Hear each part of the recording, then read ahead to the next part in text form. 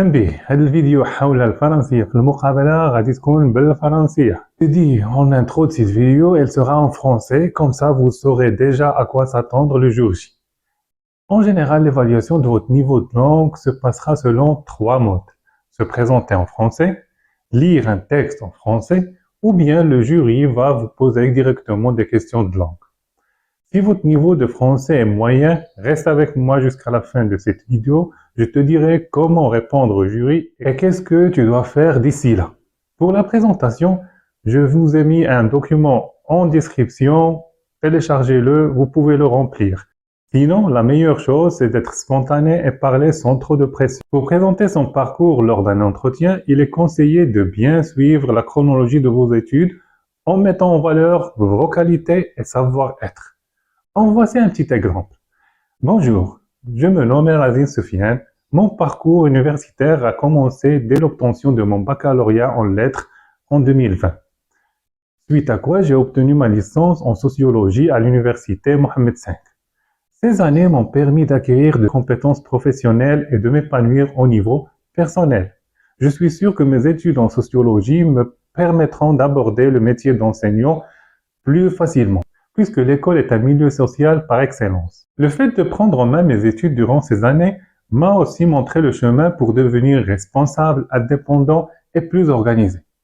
Vous voyez comment j'ai mis en valeur ma licence en sociologie et comment j'ai décrit mes compétences personnelles. Donc, ce qu'il faut faire dès aujourd'hui, c'est dégager tout ce que vous pouvez dire à propos de votre licence et comment elle pourra vous aider dans votre futur métier d'enseignant. Vous pouvez aussi décrire une expérience personnelle ou professionnelle en entretien pourvu qu'elle ait une relation avec le secteur de l'enseignement. Mais pour atteindre les buts escomptés, il faut soigner la narration. C'est notamment une faculté particulièrement prisée dans le secteur de l'éducation, surtout au primaire. En effet, savoir raconter une histoire et scénariser une proposition constitue une compétence essentielle. Il faut ainsi garder à l'esprit que vous cherchez pendant un entretien à montrer vos compétences de communication, de narration, d'argumentation et autres. Pour se différencier alors, lors de votre entretien, il est aussi recommandé de centrer les projecteurs sur une formation, ou une expérience ou une compétence qui vous semble pertinente, telles que les soft skills, les nouvelles technologies, une langue étrangère, etc. L'important, c'est pouvoir trouver le lien logique entre ces compétences et le métier d'enseignant. Fin de la présentation, passons à autre chose. Il est fréquent qu'un membre de jury vous demande de lire un texte en français. Dans ce cas, il faut surtout bien articuler, donc il est important de s'exercer un petit peu avant l'entretien. Je vous recommande de prendre n'importe quel texte et le lire chaque jour.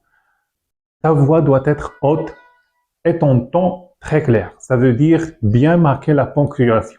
Quand c'est un point, arrête-toi. Quand c'est une virgule, un petit arrêt. Et surtout, s'il te plaît, ne passe pas à côté d'une interrogation ou exclamation comme si de rien n'était.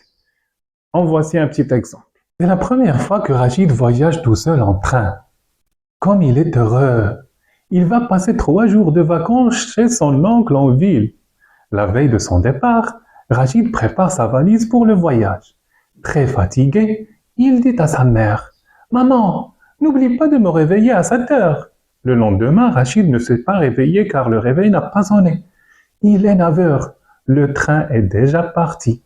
Troisièmement, il se peut qu'un membre vous pose quelques questions de langue.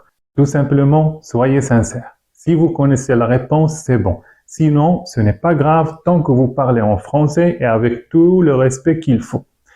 Toutefois, il est conseillé d'éviter au maximum d'avouer directement votre ignorance et dire tout simplement « Désolé, je ne sais pas ». À travers les questions, souvent nous cherchons à savoir les compétences cognitives et réflexives du candidat. Donc, la première chose à faire quand vous ne savez pas quoi répondre, c'est garder votre calme. Je sais, c'est facile à dire qu'à faire, mais bon. Essayez de gagner quelques secondes en buvant par exemple. Puis, pendant ce temps, vous êtes en train de réfléchir. Vous pouvez paraphraser en répétant la question avec vos propres mots. En même temps, vous êtes en train de trouver des issues comme des réponses proches de la question. Je te donne un exemple. Un homme te demande quel est le participe passé du verbe mouvoir. Tu es surpris. C'est la première fois que tu entends ce verbe. Tu es perdu. Vous dites alors, excusez-moi, vous parlez du participe passé, donc le temps du verbe que l'on utilise pour la formation des temps composés, c'est ça? Ici, le message sous-entendu, je sais parfaitement de quoi vous parlez et je connais c'est quoi le participe passé. Puis vous ajoutez, le verbe mouvoir, je ne connaissais pas avant, mais il me semble appartenir au troisième groupe, est proche du verbe vouloir et savoir. Là aussi, message envoyé, je connais les groupes des verbes. Enfin, vous dites, si le participe passé du verbe voir, c'est vu et savoir est su, peut-être mouvoir serait mu. Et vous auriez raison. Il se peut que vous faites la même chose et suivre la même logique, mais prendre comme repère le verbe vouloir.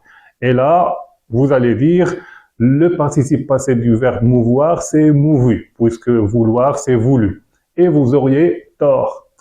Mais de toute façon, l'objectif, il n'est pas de trouver la bonne réponse, mais de montrer au jury que vous aviez quelques connaissances autour du sujet en général et surtout divulguer vos compétences d'analyse et de réflexion. Maintenant et en dernier lieu, si vous pensez que vous ne pouvez pas parler en français, voici ce qu'il faut faire. D'ici le jour de l'examen, sélectionnez un texte d'un manuel de français et lisez-le chaque jour, comme il faut. Lors de l'entretien, vous allez dire « Excusez-moi, je sais que mon niveau en français n'est pas à la hauteur et j'en suis pas fier.